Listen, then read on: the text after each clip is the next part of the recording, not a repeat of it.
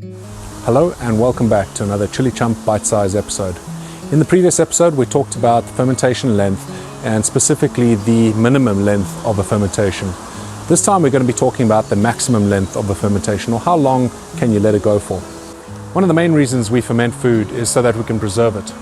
We've been fermenting food for thousands of years because we didn't always have fridges and freezers to keep our food fresh. So when you have these big harvests in the summertime, you need to do something with it so that you can preserve it well into the lean winter months. Like I mentioned in the previous video, the lactofermentation process is pretty much done after about 3 weeks. The lactobacillus will have processed all the sugars into lactic acid as well as CO2.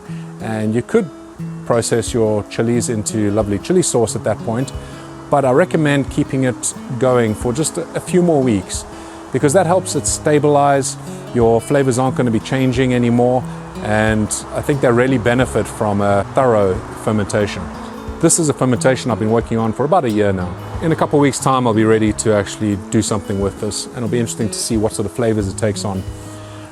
I wouldn't say that it's going to change too much compared to maybe a fermentation I did for 2 months compared to 12 months, but it's an interesting experiment nonetheless.